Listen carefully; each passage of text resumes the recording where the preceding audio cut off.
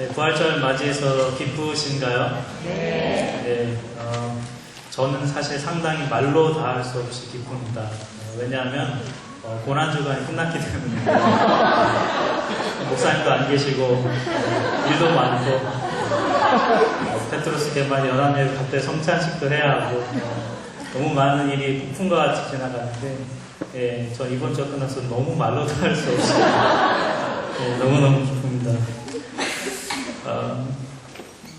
우리가 이날을 기뻐해야 할 참 많은 이유가 있겠지만 가장 중요한 것은 우리 죄를 위해 죽으시고 또 부활하신 우리에게 새로운 생명 주신 바로 그 예수님 때문이 아닐까 싶습니다.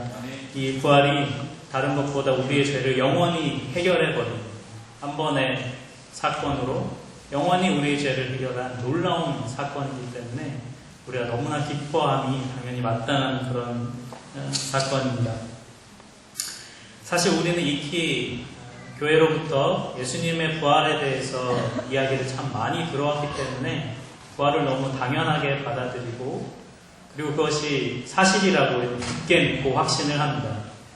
하지만 실제로 예수님의 죽음을 역사적으로 경험했던 성경의 인물들은 그렇지 못했습니다. 오늘 본문에 부활이 일어난 사건에 대해서 본문을 우리가 함께 읽었습니다. 예수님께서 돌아가신 지 3일째 되는 날 예수님이 부활을 하셨습니다. 오늘날로 따지면 금요일에 돌아가셔서 주일 아침에 새벽에 부활하시는 거죠. 이 누가복음 23장 55절부터 56절에 따르면 몇몇 여인들이 예수님의 시신에 쓸 향품과 향유를 가지고 준비하고 예수님을 시신을 찾아가려고 했던 것을 기록하고 있습니다. 이 향품과 향유는 예수님의 시신이 뜨거운 날씨 때문에 부패한 것을 방지하기 위해서 그 여인들은 이 향품과 향유를 준비했던 것이죠. 그런데 이 여인들의 준비는 사실은 쓸모없는 행동이었습니다. 왜냐하면 그 이유는 마가복음 16장 2절과 3절을 보면 알 수 있습니다. 제가 한번 읽어드리겠습니다. 안식 후 첫날 매우 일찍이 해 돋을 때에 그 무덤으로 가며 서로 말하되 누가 우리를 위하여 무덤 문에서 돌을 굴려주리요 하더니 이것은 여인들이 했던 고백입니다. 여인들은 무덤으로 가면서 누가 우리를 위해 무덤에 있는 돌을 굴려줄까 그들이 염려했다는 겁니다. 예수님의 무덤은 큰 돌로 입구가 막혀 있었습니다. 그 돌은 수백 파운드나 되는 굉장히 무거운 돌이었기 때문에 이 여인들은 도저히 그 돌을 치울 수 없었습니다. 여인들은 이미 이틀 전에 그 돌이 있는 것을 그들은 보았습니다. 즉 여인들은 자신들이 향품을 사서 무덤에 간들 예수님의 시신을 직접 만지지도 못할 거라는 걸 이미 알고 있었다는 것이죠. 어차피 애를 써도 소용이 없는 일을 이 여인들은 준비하고 기다리고 또 사모하고 있었던 겁니다. 그런데 막무가내로 이 무덤을 찾은 여인들이 목격한 것은 무엇입니까? 오늘 본문의 2절과 4절은 이렇게 말씀해 줍니다. 돌이 무덤에서 굴려 옮겨진 것을 보고 들어가니 주 예수의 시체가 보이지 아니하더라. 이로 인하여 근심할 때에 문득 찬란한 옷을 입은 두 사람이 곁에 섰는지라. 여인들이 걱정했던 돌은 이미 굴려져 있었습니다. 놀라서 무덤 안으로 들어간 여인들이 만난 것은 예수님의 시신이 아니라 두 사람을 만났습니다. 이 두 사람이 누구일까요? 병행 본문인 마태복음 28장 2절에 의하면 천사라고 기록되어 있습니다. 또 마가복음 16장 5절에 보면 청년이라고 나와 있는데 유대의 고대 문헌들을 보면 청년은 주로 천사를 의미합니다. 그러니까 이 두 사람은 천사인 것이죠. 천사가 여인들에게 전하는 소식의 내용이 오늘 본문 5절부터 7절의 말씀에 기록되어 있습니다. 우리 5절부터 7절의 말씀을 함께 같이 한 목소리로 읽겠습니다. 여자들이 두려워 얼굴을 땅에 대니 두 사람이 이르되 어찌하여 살아있는 자를 죽은 자 가운데서 찾느냐. 여기 곧 살아나셨느니라. 갈릴리에 계실 때에 너희에게 어떻게 말씀하셨는지를 기억하라. 이르시기를 그자가 죄인의 손에 넘겨져 십자가에 못 박히고 제3일에 다시 살아나야 하리라 하셨느니라. 천사가 전해준 소식은 예수님이 부활하셨다는 놀라운 내용이었습니다. 이 예수님의 부활의 진실에 대한 여러 가지 의견이 있습니다. 예수님의 제자들이 예수님의 시체를 가져다가 다른 곳에 숨겨둔 채 예수님이 부활했다고 주장하는 시체 도둑설이 있습니다. 또 예수님이 실제로 십자가에서 죽으신 것이 아니라 잠깐 기절했었다가 십자가에서 내려온 이후에 정신을 차리고 일어나서 도망갔다는 그런 기절설도 있습니다. 그리고 예수님이 실제로 묻힌 곳과 여인들과 제자들이 찾아간 무덤이 다른 무덤이라는 무덤 오인설도 있습니다.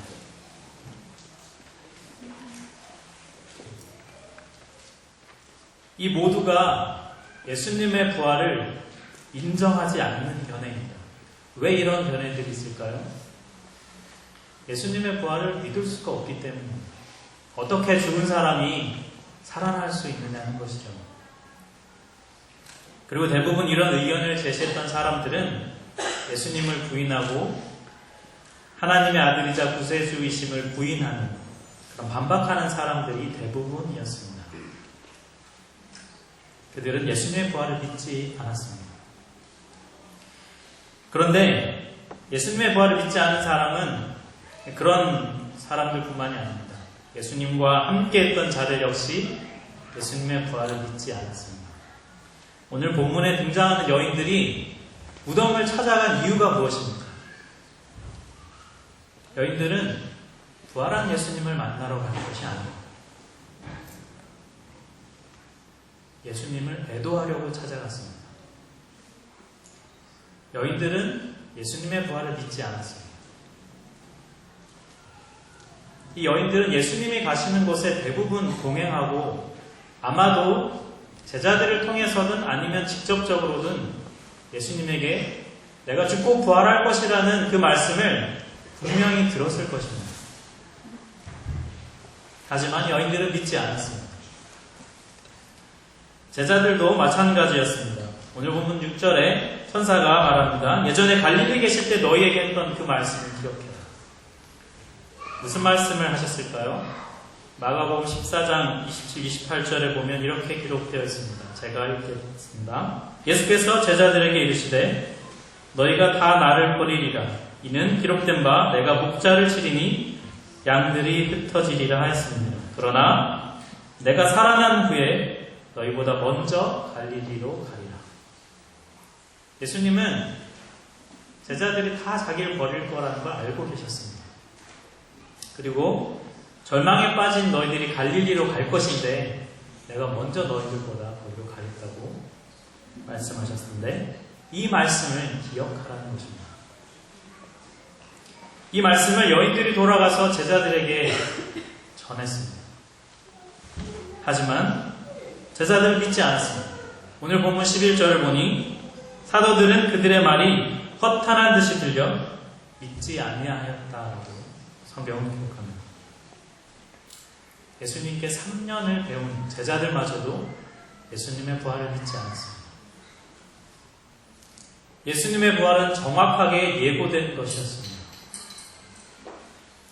하지만 예수님의 부활에 대한 예언을 귀담아 듣고 부활을 기다린 사람은 아무도 없었습니다. 부활에 대한 소망은커녕 오히려 예수님의 죽음에 대한 절망에 그 슬픔이 그들을 압도했습니다. 예수님의 부활은 사실 십자가 고난과 죽음보다 더 엄청난 사건입니다. 하나님의 아들 예수가 인간이 되었다. 그리고 죽었다는 것도 엄청난 것인데 죽은 후에 다시 살아났다는 것은 사실 우리들에게 정말 기쁘고 놀라운 소식이 아닐 수 없습니다. 우리가 끝없이 반복되는 죄악에 빠져서 도저히 용서받을 수 없을 것 같다는 그런 깊은 죄책감 속에서도 우리가 소망을 가질 수 있는 이유는 예수님의 부활 때문입니다. 우리가 가난과 고통과 그리고 죽음에 대한 그 두려움을 이겨내고 예수님과 동행하는 그 영원한 삶을 꿈꿀 수 있는 이유도 예수님의 부활 때문입니다. 창세기 3장의 그 아담의 타락으로 인해서 모든 것이 어그러진 이 피조 세계를 완전히 새롭게 변화시키시는 하나님 나라의 능력이 완벽하게 드러난 사건이 바로 이 부활의 사건입니다. 인류 역사에 있어서 엄청난 반전이 이루어진 사건이 바로 이 부활인 것이죠. 어떤 사람은 부활이 없으면 기독교도 없다라고 말할 정도로 부활은 정말 중요한 사건임에 틀림이 없습니다. 그런데 성경을 잘 보면요, 이 부활에 대해서, 예수님의 부활 장면에 대해서 너무 평범하게 기술하고 있습니다. 몇몇 외경을 보면 부활 사건에 대해서 환상적인 내용을 기록하고 있습니다. 큰 소리가 나고 하늘에서 천사가 내려오고 예수를 모시고 하늘로 올라갔다는 그런 이야기가 있습니다. 하지만 우리 정경에 나온 복음서에는 그런 내용이 없습니다. 성경에서 십자가 사건은 굉장한 스포트라이트를 받고 있습니다. 십자가 사건에는 수많은 목격자들이 존재합니다. 그런데 이상하게도 정작 그 죽음을 이긴 부활은 너무나 평범합니다.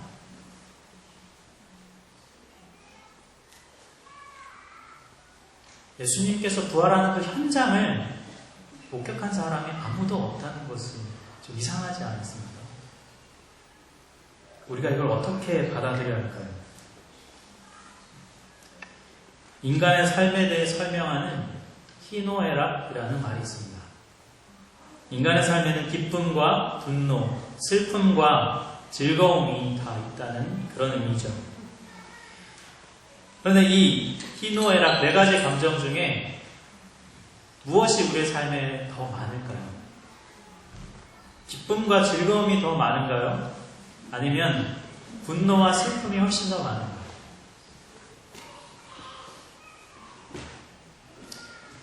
제가 독일에 오고 난 이후에 한 일주일 정도 지난 시점에 한국에 있는 친한 친구 목사로부터 전화를 한 통화 받았습니다. 함께 신대원 3년 기간 동안 동고동락하고 같이 공부했던 한 다른 동기에 대한 소식이었습니다. 그 친구의 아이가 둘이 있는데 그 아내가 둘째에게 모유 수유를 하는데 검은색 모유가 나와서 병원에 갔더니 유방암 말기라는 판정을 받았던 거예요. 네, 그래서 폐와 간에도 전이가 돼서 치료가 가능할지 불가능할지도 불투명한 상황이라는 그런 전화를 한 통화 받게 되었습니다.